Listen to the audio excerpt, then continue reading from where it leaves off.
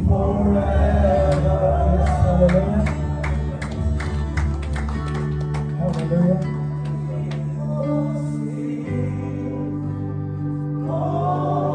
Let all has breath worship the holy name of God, for He is the King of Kings and the Lord of Lords.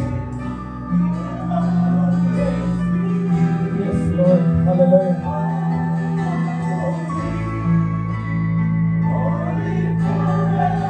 Hallelujah.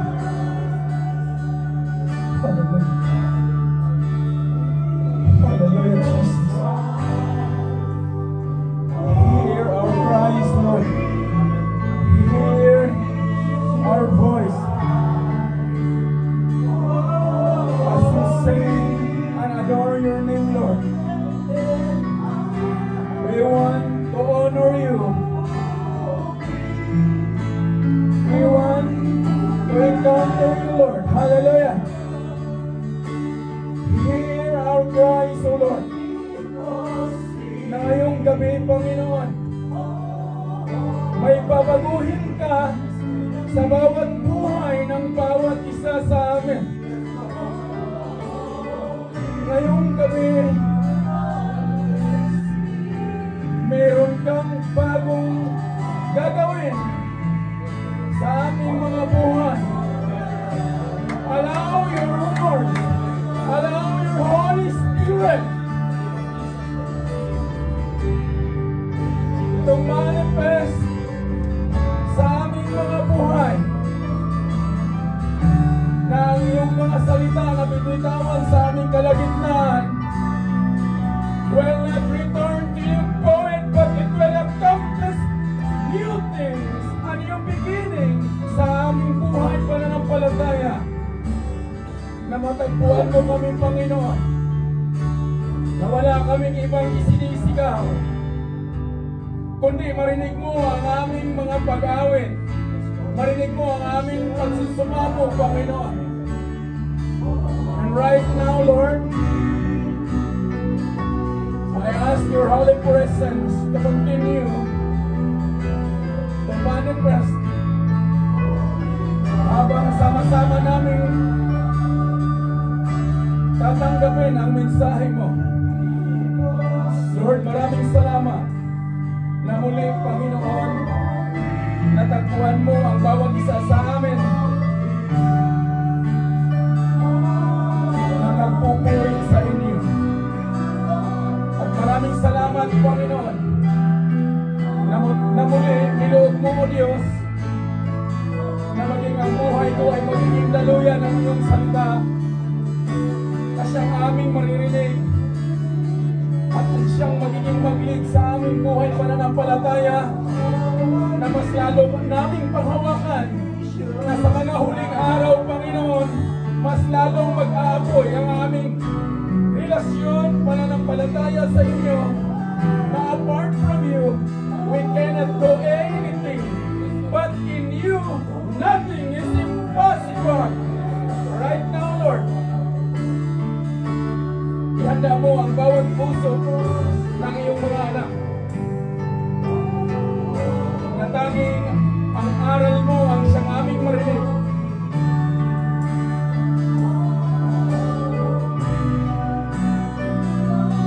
Tulungan mo kami, Panginoon, na matanggal, maalis sa amin ang resistance sa aming mga puso, rin sa gayon ikaw ang magdodomina. Ang mandate mo sa bawat buhay namin, ang purpose mo sa aming mga buhay, na nitong mga oras na to, Panginoon, you will renew your covenant to your people. At the same way, we will commit our life to honor you by hearing your words and walking by faith. Salamat, Panginoon, at itinada mo ang araw na ito para sa amin, para sambahin ka, purihin ka sa lahat ng pagkakataon. Patuloy na ikaw ang mangaral sa amin. Ikaw ang aming pahipandangal ngayong gabi. Ikaw nawa ang marinig namin sa Sabi niyo nga, Panginoon, to those who has an ear, hear the message of God. And I declare by faith, tonight we will hear you, Lord. Tonight, we will hear you clear and loudly sa aming mga personal na pamumuhay at pananampalataya. This is my prayer. In the name of the Father, in the name of the Son, and the Holy Spirit. Yes, I'm amen to the Lord.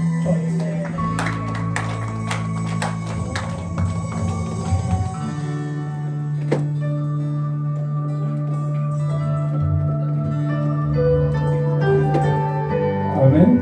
Hallelujah.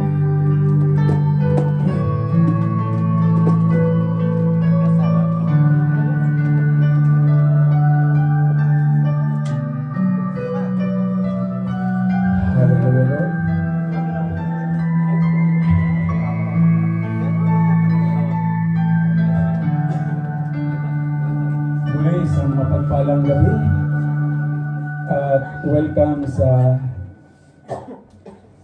tahanan ng Diyos. Welcome po natin ang bawat isa. Mapagpalang gabi.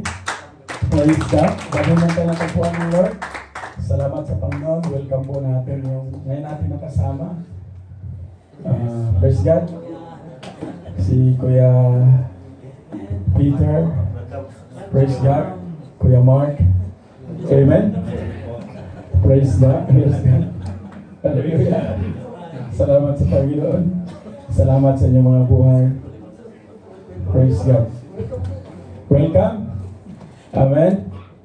Praise the Lord. At napakahalaga po yung fellowship. Very essential for the growth of our faith to the Lord. Walang iba pong maaring maging rason para lumago ang ating pananampalataya sa ating Panginoon kundi fellowship. At ito yung ginagawa natin ngayon. Amen? Praise the Lord. Ang inyong lingkod po, Kuya Nas, salamat sa Panginoon sa muli. Magkasama tayo sa maikling bakasyon, but yet by the glory of God, yung favor niya, yung pinaranas niya, na kung saan He is a worker miracle God. Amen? And I pray na lahat tayo, kung ano yung pinaranas ng Diyos sa atin sa taong 2024, yun ay biyaya ng Diyos na nakarating tayo ng 2025 dahil naalala ko yung isang preaching na after the last day of 2024, marami na pong hindi nakatawid ng 2025 at yet, we are been blessed by the grace of God na muli magkasama tayo sa unang bahagi ng 2025, mga kapatid. And praise the Lord, dahil po ay pangako po ng Diyos yan na sa lahat ng nakapakinig at nananampalataya sa Kanya, He will make a miracles. Milagro po mga kapatid, purihin ng Diyos dahil dito po tayo mas lalong bibigyan ng pangaral at pagtuturo ng Diyos. I-open po natin yung puso natin. Huwag po kayo kumuha ng kutsilyo, buksan nyo lang. Release niyo yung mga bagay-bagay na mayroon dyan na maaaring hindi naman nakakatulong, nakakailipay, hindi nakaka-inspired. Unti-unti yung get rid dyan. At hayaan natin na ang salita ng Diyos ang siyang magbibigay ng kalusugan at katatagan ng ating pananampalataya. Yan po yung ilalagay natin sa puso po natin. Amen? Ready po? Ito po yung pinaka-word ni Lord sa buwan ng January 2025, the new beginning. Sabi niya dyan sa Lamentations, chapter 3, verse 22-25, the steadfast love of the Lord never ceases. His mercies never come to an end. They are new every morning. Great is your faithfulness. Palakpakan po natin si Lord. Yan po yung pinaka-word na binigay ng Lord sa atin sa taong 2025, receiving the favor of the Lord, receiving the miracle of God, na kung saan nabigyan tayo ng pagkakataon na ma-enjoy natin ang unang phase ng 2025. Amen? Dahil yan po ay sa biyaya ng Diyos at salamat sa Kanyang salita. Amen. Lamentations is a distressing reflection written by the prophet of Jeremiah Church. After the destruction of Jerusalem, the city lay in ruins and the people faced immeasurable suffering and loss. Ibig sabihin, Hindi masukat ng suffering. Wala pa po tayo dyan. Mayroon man tayo siguro nararanasan, pero yung katayuan nila hindi masukat. But yet, in this situation, yung mga desperado na sila, hopelessness, this message of God shine as an encouragement of hope. Yan po yung team nila nung panahon na yan. Despite sa ating mga circumstances, God's love and mercy are ever present, renewing us each day, mga kapatid, sa bawat araw-araw. Kaya mapalad ang natagpuan na nagpupuri sa Panginoon, Christ Holy. Amen? Dahil kayamanan po yan. So tingnan natin yung sitwasyon nila. Kung maaring o kung paano maging sa atin man, anuman ang sitwasyon, nandoon ka man sa phase na desperado ka na, hopeless ka, pero ang Panginoon hindi po doon nagtatapos. Nandoon yung pagpapala at favor ng Lord. Yet somehow, tayo bilang tao, bilang literal, madalas po sa buhay natin, nakatitig po tayo doon sa mga maliliit na bagay na kung saan inaari pa natin itong katisuran. Pero sila hindi po Hindi naging katisuran sa kanila yung immeasurable suffering. Yet, those situation, it causes them to trust the Lord. Amen? It causes them to be inspired na hindi malayo si Lord.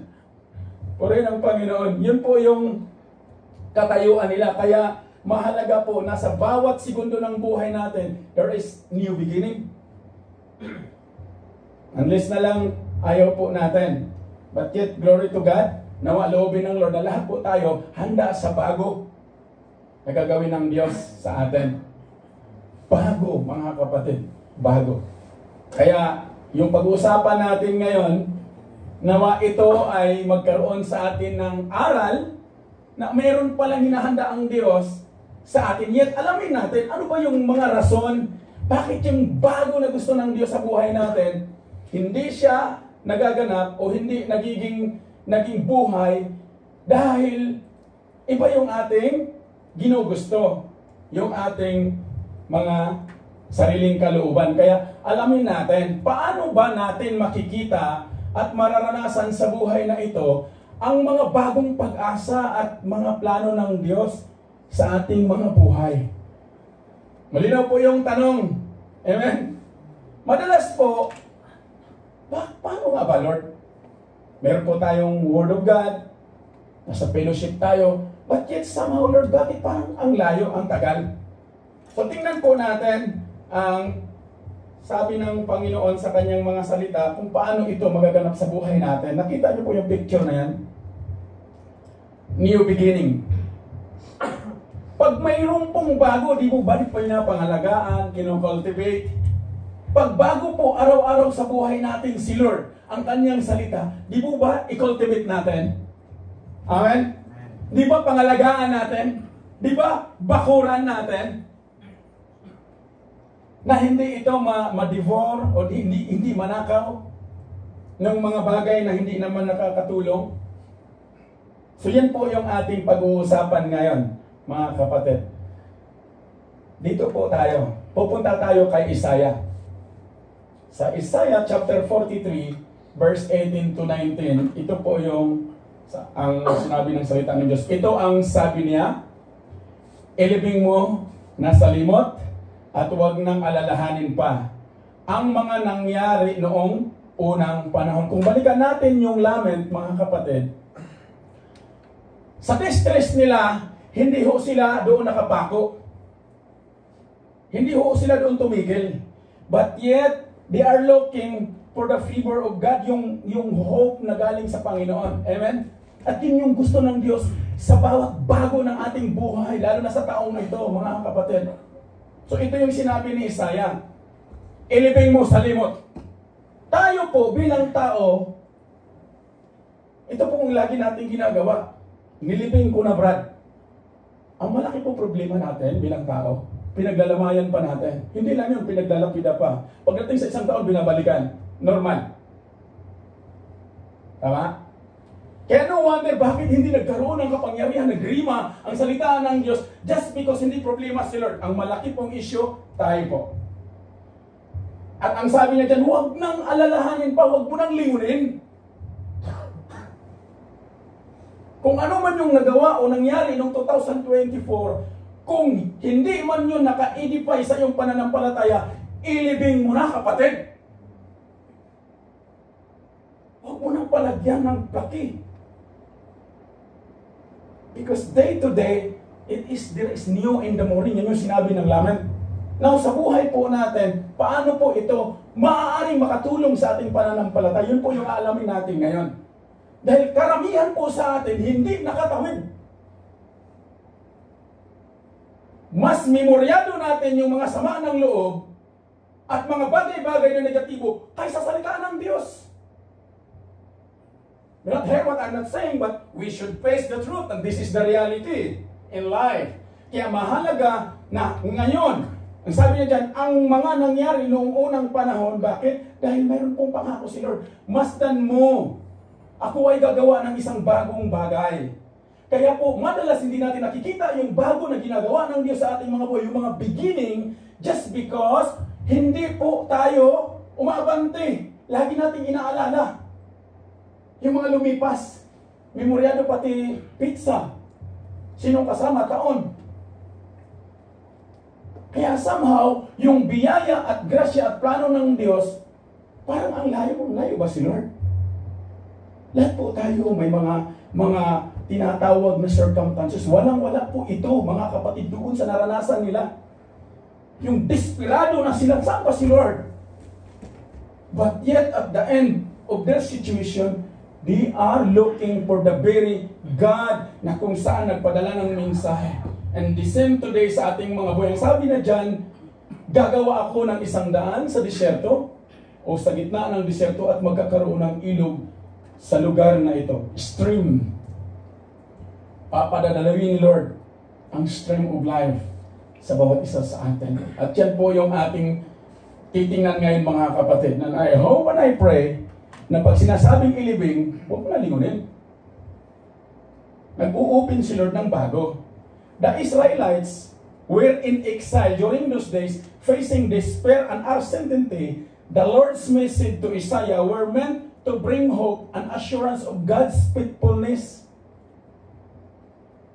May dala itong pag-asa at assurance, kasiguraduhan na totoo at tapat si Lord. Ang sabi niya, forget the former things. This emphasizes the need of release past failures and disappointments. It means to si mga pag sinasabing ilibon mo sa limot, ito po ay tinuturuan tayo na i-release natin yung mga failures natin, yung mga negativeness natin. Yung mga disappointed ako sa iyo, Brad, disappointed ako sa iyo, mahal. Disappointed ako sa aking trabaho. Ginawa ko na lahat. I-release natin. Why? Sapagkat, in Matthew chapter 6 verse 14-15, or if you forgive other people when they sin against you, your heavenly Father will also forgive you. But if you do not forgive others their sins, your Father will not forgive your sins. Mas mapalad ang nagpapatawad kaysa magkimkim ng sama ng loob. Purihin ang Diyos. So, i-release natin. Amen. Ephesians chapter 4 verse 31-32, get rid of all bitterness, rage and anger, brawling and slander, along with every form of malice. Be kind and compassionate to one another, forgiving each other just as in Christ God forgive you. When you love your brethren, you will tell the truth. And that truth is the Word of God. Yan po yung kayang magbago sa atin. God's new thing, yung bago na sinasabi ni Isaiah o ng Panginoon kay Isaiah, how God is always at work bringing forth new opportunities in our life. Paano po siya gumagawa? Proverbs 16:9, in their hearts, human plans their course, but the Lord establishes their steps. While we may make our own plans, it is ultimately God who guides our steps and open doors of opportunity, church. Tayo po, nakatingin po tayo sa literal maganda dito. Kaya po tayo nandito sa ibang bansa, no? Salamat sa Panginoon, niloob ng Lord na nandito tayo and we have this fellowship. Pero tutukan natin si Lord, mga kapatid. Dahil yung mga plano po natin, tayo po ang nagpaplano ng course. But the Lord will establish our steps. Kaya mahalaga na tayo mismo. Yung sinasabi niya na way in the wilderness, how God provide direction even in a challenging circumstances. In Psalm 32 verse 8, I will instruct you and teach you in the way you should go. I will counsel you with my loving eye on you. Paano magaganap ang counsel ni Lord kung hindi tayo natatagpuan sa fellowship? May mga schedule tayo na talagang hindi naman pwedeng basagin dahil mahalaga. Pero personally, binigyan man tayo ng free will ng Lord, but mapalad yung nag-desire na sa lahat ng pagkakataon ay ang fellowship na marinig ang salita ng Diyos. Dahil dyan po tayo lalago, dyan po tayo titibay. Through hearing and hearing the word of God will increase our faith. Hindi mo niya sinasabing through reason will increase your faith. We are not taught by the Lord to reason. Yes, sabi ng Lord, when you are in the fellowship, let's reason together with the love of God. Pero po sa mga buhay natin, ano po ang hinihingi nating counsel? Kaya nga, may nakasulat doon sa promise. Naalala ko, nag-sharing kami ng isang kapatid doon. A person without counsel, ano pong tawag? Sa Bible? Foolish. Kaya mapalad po tayo when still may ginagamit pa si Lord para ang kanyang salita ma-establish sa ating mga puso, mga kapatid. Reassures us that God provides guidance and instruction, watching over us with care. Ganyan po yung Diyos na pinag-uusapan natin, mga kapatid. In Isaiah chapter 30 verse 21, whether you turn to the right or to the left, your ears will hear a voice behind you saying, this is the way, walk in it. Kahit mawala ka ng ilang taon sa fellowship, mayroong magsasabi sa anak, step up, walk. Mayroon kang matagpuan. May fellowship. Doon ka ma-establish, doon ka ma-inspire, doon ka magkakaroon ng kalakasan. Go on that fellowship. Nowadays, marami pong may karamdaman. Sino pong talaga naman yung klima. But still, if you have faith, walk on that. Lord, kailangan kong makadalo, kailangan kong magkapag-fellowship. Yun yung pinakakayamanan ko, Panginoon. I pray that the same principle, meron po ang bawat isa, the same discipline. God's promise were to guide us clearly even when we face our sins. Yun po yung pangako ng Panginoon. Na kahit anong sitwasyon, mga kapatid, nandoon po si Lord. Meron pong susi. May 3 susi kung paano ito magaganap sa buhay natin.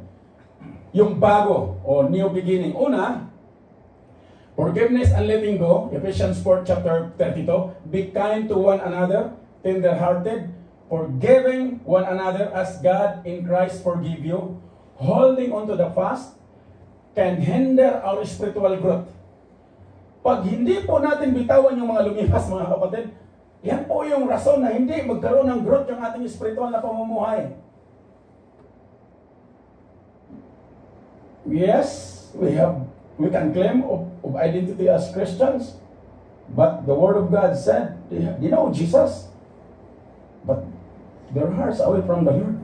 Pero hindi po taga rito yun. Magkasama pa po tayo. So bigay natin kay Lord yung mayroon pa tayo dito. Amen? Napakahalaga, mga kapatid. Ang sabi niya, holding on to the past can hinder our spiritual growth and relationship with God. The Bible says in Psalm 139 verse 1 and 2, O Lord, you have searched me and know me. You know when I sit down, when I rise up, you discern my thoughts from afar. Wala pong makapaglihim kay Lord, mga kapatid. Bigay na natin kay Lord yan. 2025 na, until when we must be attentive to the works of God's presence and activity in our life. Kaysa po hindi naman tayo tinawag na bantayan yung buhay ng may buhay, magiging attentive muna tayo dito. Because the work of the Holy Spirit is all the way sa bawat buhay ng kanyang mga anak. Amen? Kaya napakahalaga, mga kapatid. Faith and action. James said in chapter 2, verse 17, in the same way, faith by itself, it is not accompanied by action, is dead. Yung pananampalataya na walang paglakad, patay yun mga kapatid. It means in all the way overflowing, mapagibing man yan, mapaanong ministry ka man, in-inspired ng Lord, go all the way. Huwag yung 50-50, brad, dito lang ako ha. Meron akong nakilala niyan. Glory to God. Kuya Nas, hindi po kami pwedeng mag-commit sa church nyo ha. Ikaw ako ang church. Kasi meron kaming church sa Pilipinas. Sabi ko, teka, sandali. Receipt natin. Ano sabi ng Biblia? Who's the church? We are the church. Nang sabi ng Panginoon, saan ka kumakain? Doon ka magsisave. Doon ka magtatanim. Doon ka mag-save. Doon ka kumakain eh. Payag ba kayo na sa tahanan nyo, doon ka kumakain, tapos sa ibang may bahay ka magbigay ng budget? Ay kung hindi magagalit sa iyo may bahay mo, iwan ko lang. Hindi po, di ba? Ang principle po, pagdating sa salita ng Diyos, pagdating sa pagtuturo ng Panginoon, kung saan tayo kumakain, doon ang pagsisid. And tonight, I pray na ang new beginning na gusto ng Diyos sa atin, all the way ito sa bawat buhay natin. Ang ganda ng pangaral kanina sa giving. And I believe wala nang kulang doon. That word of God, emphasis. How God give favor sa bawat isa sa atin. Kaya mahalaga ito mga kapatid. Brethren, our faith must not be passive or inactive or lazy. It requires taking steps towards the future God is calling us into. Pag sinasabing passive, yung patag ba? Hindi dapat inactive. Pag may nakilala, Christian ka pala, pero Christian din kami. Marami mag-claim. The question is, how you live that kind of identity?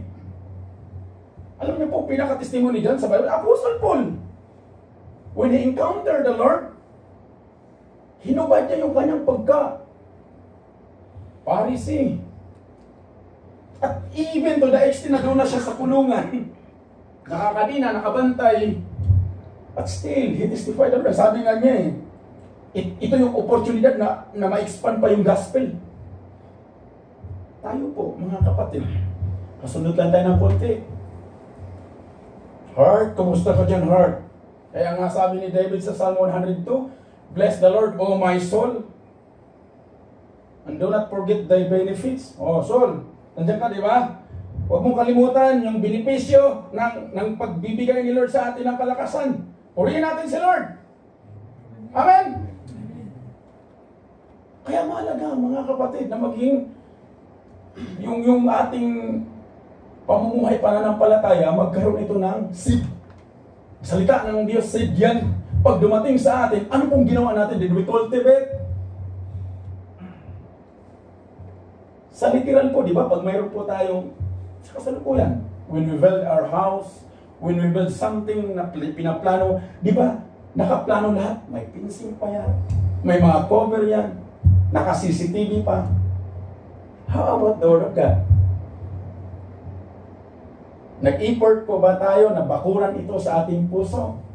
Na hindi ito mapapalitan ng mga sitwasyon, mga desperadong sitwasyon in Jesus' name? Para hindi po banakaw yung seed. Amen? Hindi po magkaroon ng dry. Instead, magkaroon ito ng pagtubo. Dahil yung seed na yan po yung pinakasusi sa bago. Mga kapatid, bago na gagawin ng Diyos sa ating mga buhay. And that's what Isaiah said. Yes, hindi po nabago ang pangako ng Diyos. Yung sinabi niya doon sa Lamentation, great thy faithfulness. Ang madalas po na nababago, yung tayo, ikaw at ako, pag nandoon na sa sitwasyon. Lalo na pagka nandoon ka na sa rurong na teka, naninimbang na. Hindi yan will ng Lord, Brad. Hindi yan will ng Lord, kapatid. Ang will ng Panginoon ay, ano po? Una, we are called to forget the past. Tatlong principle lang ito mga kapatid. Mabilisan lang to. The very importance of letting go of past failures, hearts, and regrets were God's to all of us. In Philippians chapter 3 verse 13 to 14, brothers and sisters, I do not consider myself yet to have taken hold of it. But one thing I do, forgetting what is behind and straining toward what is ahead. Amen? Yan po yung testimony ni Paul na isinulat niya sa mga mananampalataya sa Philippi. Forgetting what is behind and straining toward what is ahead. At hindi lang yun. Ang sabi niya, I press on toward the goal to win the prize, for which God has called me heavenward in Christ Jesus. We need to reflect on what we need to let go in our life today. 2025. Let go those situation na hindi naman siya nakakatulong sa paglago ng pananampalataya, church. Look at Apostle Paul, how he looked in this way. Paano niya tinignan na positibo? Ang gusto ng Diyos na matuto tayo, we need to learn what happened past. At maging ready tayo. Pangalawa, recognizing God's new work sa mga buhay natin. Dapat i-recognize natin na mayroon na palang ginagawa si Lord na bago. Amen? Mayroon na palang pinapadala si Lord na kanyang lingkod para tayo bahagi na ng salita ng Diyos. Kaya nga lang, Brad, ito yung grupo namin. Marami kami, matalino yung pastor namin. Ito kami, Brad. Huh? Di ba sir, nangangailangan ng Jesus? Lahat po tayo. As much as possible lang dito pa po tayo. Kailangan po natin ng Panginoong Jesus para lalo tayong matining. Amen? Para lalo tayong kagamit-gamit. Kaya mahalaga mga kapatid na recognize natin yung pagtatrabaho ng Diyos sa ating mga buhay. I don't know what is the timeline of your heart today, church. Hindi ko yan mababasa. Pero basang-basa ni Lord yan. Alam ng Diyos. What we need to go? To let go the past. Ilibing natin. Ezekiel said in chapter 36 verse 26, I will give you a new heart and put a new spirit in you. I will remove from your heart a heart of stone and give you a heart of flesh. Amen? Ready po ba? Amen? I pray na ready ang lahat. Nabigyan ni Lord ng bagong puso. Yes! Hindi po mababasa Lord para okay yung puso. In Jesus' name. But the Lord said He will give a new heart sa bawat isa sa atin. At hindi lang yun, lalagyan niya ng bagong espiritu. Yung mga espiritu niya, mga sama-sama ng loob, na ilang taon nang nakatago, papalitan ni Lord yan ng bago. Pagmamahal, pagpapahalaga, pasasalamat, joy. The joy of the Lord is our strength. Kaya mahalaga, mga kapatid, na makita natin ang ginagawa ng Diyos sa atin. God is always at work, creating new opportunities and pathways sa bawat buhay natin. Pag naririnig po natin yung salitang pathways, ano po yun? Daanan po, di ba? Si Lord po, hindi po gumagawa si Lord ng daang bako-bako. Tayo po ang namimili sa daang bako-bako sa buhay na to. Just because hindi po natin sinusundan yung will ng Lord sa buhay natin. But yet the Lord said, all things work together to those who love the Lord. Yet now, binuksan ka na ng Lord, kapatid, open wide. Bakit ka pupunta pa doon sa bako-bako? Ito na yan. Ang sabi ni Solomon in Proverbs chapter 3 verse 5 and 6. Trust in the Lord with all your heart and with all your strength. Amen? Praise God. Kaya ba natin pagkatiwalaan si Lord sa new beginning na to? And lean not on your own understanding, and in all your ways acknowledge Him. Huwag natin i-acknowledge yung nagawa ko yan, Brad, ako nagbigay niyan, ako nag-seed niyan, Brad. Ang hilig natin noon. Kaya no wonder, bakit hindi tayo nabago? Ang na-acknowledge natin, yung mga bagay na tingin natin, yun ay maganda. Wala pong ibang maganda yung gagawin ni Lord sa mga buhay natin. Isaiah emphasized in this way, all our righteous deeds is just a filthy rags in the feet of Jesus. Now, pag ginamit ka ng Lord, give all the way. Lord, paggamit ako sa iyo, paggamit ako sa iyo, Lord. Ano mang kaparaanan, pinansyal man ito, palakasan man ito, material man ito, Lord, paggamit ko ito sa iyo, Lord. Total, mawawala naman lahat eh. Total, masisira naman lahat eh. Kasi bakit? Ang sabi ng Panginoon, dito maraming kalawang. If you want to invest treasures that doon, sa Panginoon. Kasi dito maraming kalawang, maraming anay mga kapatid. I'm telling you, tayo nagpupuyat. Ako mo, napupuyat po rin ang Panginoon. Sa kakaisip, Lord, ano pa ba? Buti na lang, may kapatid ng advice, matulog ka, Kuya Naso, nakatulog talaga. Hindi ko na namalayan, madaling araw na pala, tapos ang lamig. So, answered prayer. Sabi ng mga kapatid, matulog ka, nakatulog. Hindi ko na nga alam na may nag-message pala sa akin. But the good thing is, the Lord is faithful, mga kapatid. Kaya niyang i-sustain ang mga buhay natin. I want to challenge you today to open your eyes to the new things God working in your life. Because the Lord is always at work, mga kapatid. Pangatlo, embracing change and moving forward. Pagka niyayakap po natin yung pagbabago na gusto ng Diyos sa atin, hindi po yung sa mundo na pagbabago kay Lord, kailangan po samahan po natin ang moving forward. Kailangan po mag-stick tayo, mag-hakbang ba? Amen? Hindi yung sasabihin mo ng Linggo ng Lunes na, Brad, lalo talaga ako sa gawain nyo. Pagdating ng Huwebes, Brad, Huwebes na, lalo na tayo. Brad, sa mong pakiramdam ko, hindi ako makatawid. Okay, tamo? Somehow, hindi tayo nag-iingat. We ought to throw words, but we never stand. Kaya no wonder, bakit si Satan, ang trabaho niya, mag-devourer naman siya eh. Your devourer. Roaring like lion. Kaya keep it with heart. Lord, lalakad ako. May nakilala akong bagong kapatiran, inspired mo ko, Lord, na magamit ako. Amen? That's the testimony. Na kahit anong sitwasyon, dadalo ko, Lord, makakarating ako. Declaration. Uri ng Panginoon. Kaya salamat sa Diyos. Naalala ko, meron akong na-invite ng dalawa, mga kasama ko dati sa paglalaro. Sabi nila, Brad, pag wala kaming laro, pupunta ako, puri ng Panginoon. Talaga ba? O sige, puri ng Diyos. Lahat po tayo nasa pamimili, mga kapatid. Tandaan po natin. Ang sabi ni Isaiah, forget the former things, do not dwell on the past. See, I am doing a new thing. Now it spring up.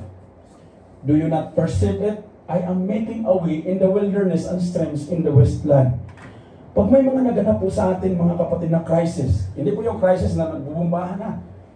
Crisis ba? Sa personal, sa pagiging magkakilala, mag-step up po tayo. Abutin po natin. Kahit hindi ka na kinakausap, Brad, kamusta ka? Okay ka lang. Mapalad po tayo, mga kapatid. Brethren, real change can be overwhelming. Sometimes, madidemoralize ka kung kailan na ako nagpapagamit, Lord. Si Kuya Nas ang nasa lubong ko. Pagod tuloy. In Jesus' name. Somehow, mararamdaman natin o mararanasan natin yung madidemoralize ka, madidismaya ka. Totoo talaga si Lord?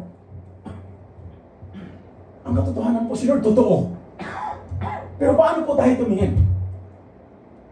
But it is a mandate for you and me to have growth from the Lord Jesus. Hindi po sa identity ng kung kanila, kundi walang iba kundi sa Panginoon. Remember, church, Israelites, their journey during those days into the promised land, na pinangunahan ni Joshua, yung timeline ng Joshua. Anong sinabi ng Panginoon kay Joshua? Sino nakalala? Ang sinabi ng Panginoon kay Joshua, tandaan mo ang bilin ko. Magpakatatag ka at lakasan mo ang iyong loob. Huwag kang matatakot o mawawalan ng pag-asa sapagkat akong si Yahweh na iyong Diyos ay kasama mo saan ka man magpunta. Tayo po yung palakpakan natin si Lord. Amen. Kasama po natin si Lord. Pag may chance, take that chance. Huwag mong hayaan na lilipas yan. Grab on it. And Lord, here I am. Use me. Amen. Diyos naman, Lord. Oh, sarap matulog. Hallelujah. Pero di po taga rito yun. Hindi po taga atin yun. Sila po kasama natin. Kaya mahalaga, therefore we must step out in faith and embrace the changes God is bringing and preparing to all of us today. Amen. Yan po yung nais ng Diyos sa atin. We will encounter the Lamentations message when we forget the past and look the Lord. Yung gusto ng Lord sa atin. Huwag po tayong mamili. Sundan natin. Ito yung will ng Lord. Ito yung bagong gusto niya sa atin. Dahil yun ang kalooban ng Panginoon. In conclusion, church, we must forget the past, recognizing new opportunities, and embrace the change from Jesus. Huwag mong yakapin yung kabila. Ano po yung kabila? Yung to steal, to kill, and destroy. Yan lang yung trabaho niya, hindi nababago yun. If you foresee na ini-steal ni Lord ang iyong relasyon sa Kanya, fight for the good fight of faith. Fight the battle well, hindi yung wala man diyang angry bird. Kailangan fight the battle well. Stand your ground. Anak mo ko, Lord. Pag naramdaman nung He is killing something, the word, yung seed, take a Lord. Hindi mo to will. And to the extent na i-destroy pa niya, in Jesus' name, learn it to be a warfare. Madalas po sa kasalukuyan, marami pong Kristiyano, pero hindi po taga rito yan. Ibang klaseng warfare. Oh, Brad, oh, yun talaga, Brad. Oh, Brad, ay, puri ng Panginoon. Ay, talaga naman. Kaya mahalaga ito, mga kapatid, na makita natin sa mga buhay natin.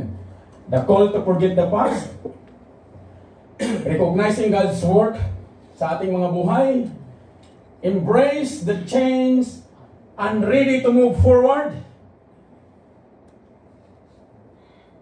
I pray na ngayong gabi, ready na lahat. And we must urge our life. I-origin po ba? There is urgency. Ito yung urgent ngayon, Lord. Sa buhay ko. And this is the mandate na yung mga puso po natin, wala po tayong ibang hanapin, is to seek God's guidance in our new beginnings in every way of life.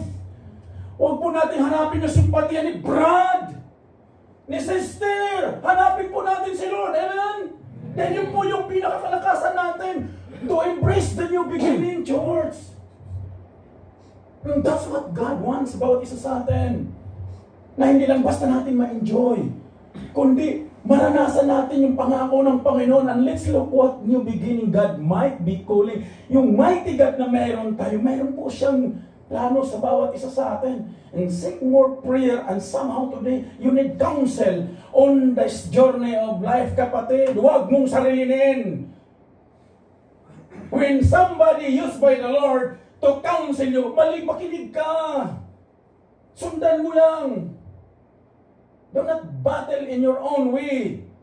Sabi ng Panginoon, when you stand your ground by the Lord, He will fight for you. Hindi po niya sinasabing ganun ka na lang. You need to step up. Because the battle belongs to the Lord. Kaya mahalaga ang counsel, mga kapatid. When we heard the Lord as a counsel today sa mga buhay natin, go all the way. Bahala ka dyan, tatapos ka din. Amen? Tayo po tumayo, mga kapatid.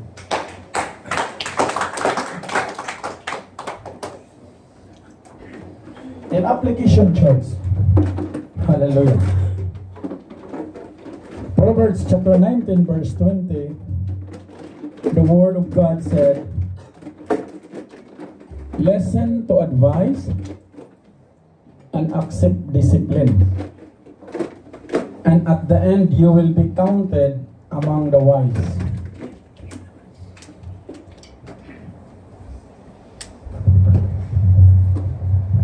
Hear the very message of God. Hear Him. As I've said, do not hear what I'm not saying. Hear the very God we are triumphing tonight. When the Word of God, the discipline come in, knocking on the door of your heart today, accept Elizabeth, ako to Lord.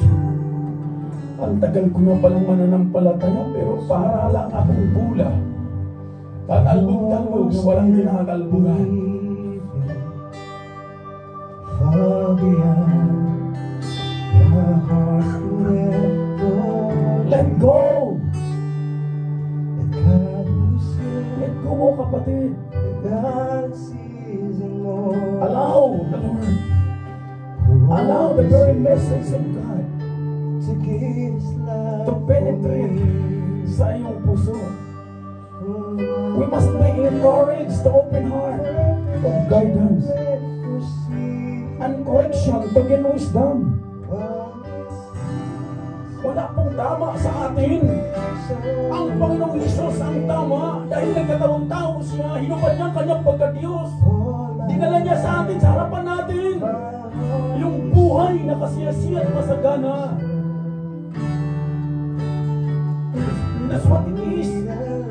That's what life na gusto ng Diyos sa bawat buhay natin. In Lamentation chapter 3 verse 14, the word of God said, siyasatin natin. Suriin natin ang ating mga pamumuhay.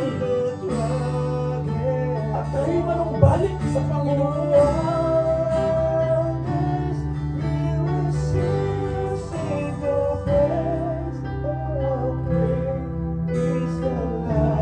The love of God is abundant. It's so kind, it leads us to repent. Hallelujah, Lord. It's so bright, darkness has Ibigay mo sa Panginoon, kapatid, ang meron ka ngayon. Mayroon ka mang dinadala sa mga sitwasyon. Ito yung oras na pagkatiwalaan mo. Hindi po masamang umano'y na mahina. Hindi po masamang magtiwala at iiyak mo sa Panginoon, Lord. Pagod na ako ba, Lord ba? Hindi ko na ito kaya, Lord. Because the counsel of the Lord is powerful, mga kapatid.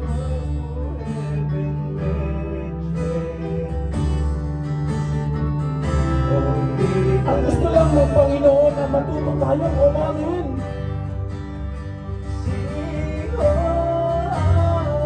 Aminin natin na wala tayong kakayahan kung wala ang Panginoon.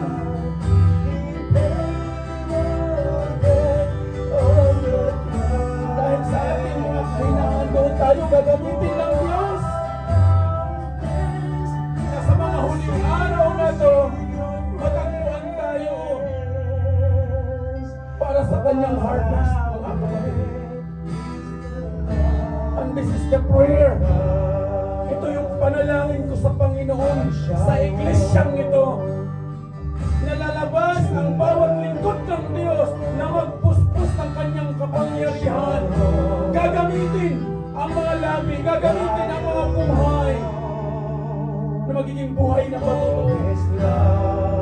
Serve well in church. Learn to self-denial. Do not just claim you're Christian.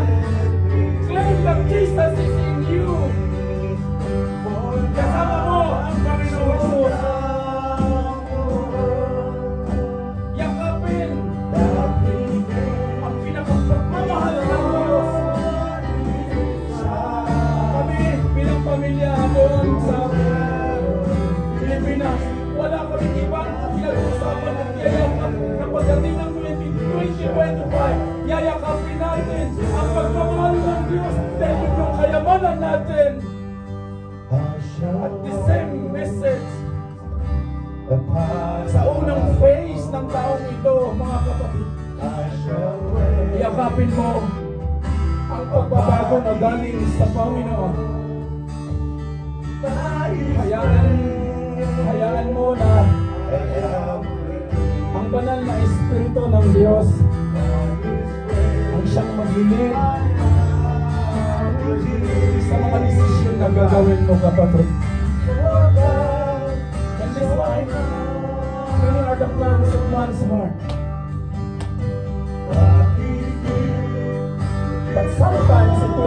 event. Kaya mapalad tayo na natagpuan tayo ngayong gabi magkasama. Pinagkakatiwalaan natin ang Panginoon sa totoong pagbabago. Amen. Palakpakan natin ang Panginoon. Hallelujah. If you're inspired, kapatid, give your life to God. In this new beginning, sa iyong buhay, huwag mong palipasin. Sundan mo ang panuntunan ng Diyos. Huwag kang ikahiya ang totoong pagbabago at maging handa ka sa counsel ng ating Panginoon. Father God in heaven, in the name of Jesus, for you are our Jehovah, our Adonai, our Yahweh, our Emmanuel. For you are our El Shaddai. Let your holiness be our new beginning, Lord. Let your Holy Spirit burn the iniquities na matagal nang nakatago sa ating mga puso o sa puso ng iyong mga anak. At palitan mo, Panginoon, ng bago na siyang magpapatatag, magpapalakas, at maging buhay na patotoo na dapat ang ako na hindi mo kami iwan, na hindi mo kami pababayaan.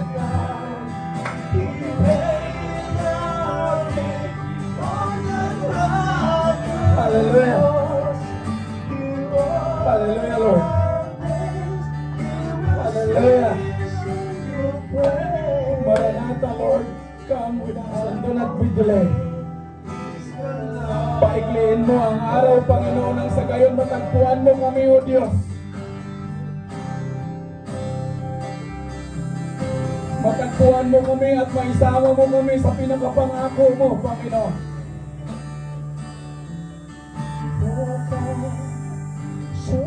Hallelujah.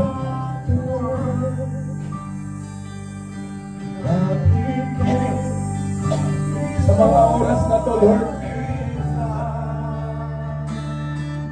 tulungan mo ang bawat isa sa amin. Nayakapin namin ang gusto mong pagbabago sa aming mga buhay. Narito ang iyong kawan, Panginoon. It's an honor to preach your words on their lives. It is a privilege na gamitin mo, Panginoon, ang buhay ng iyong anak para sa pinakamensahe mo na magiging bago sa aming 2025. Maraming salamat at sa pagkakataong ito, Panginoon,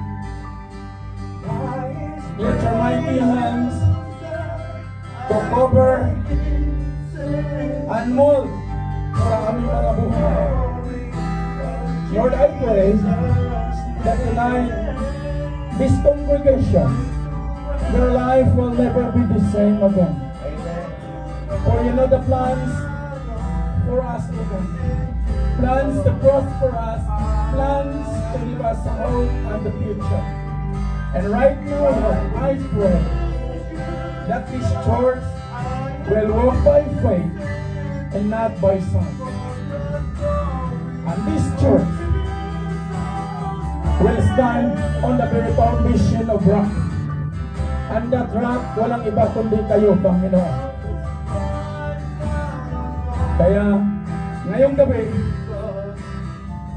iwanan mo sa bawat isa sa amin ang pinakamensahe mo, Panginoon. Teach us, Lord, to number our days so that we begin wisdom only. And allow your Holy Spirit to comfort and change yung mga kailangan na mabago sa aming pamumuhay, sa aming mga pag-uugali, sa sa aming mga desisyon, sa aming mga nilalakaran. At allow this change, Lord,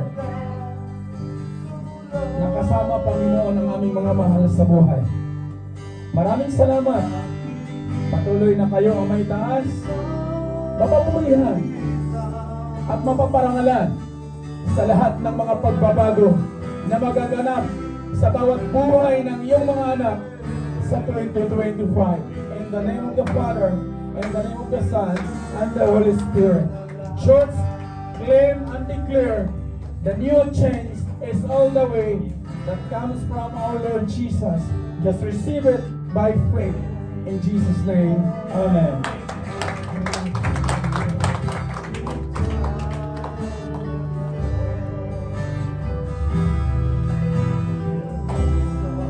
Amen. Hallelujah.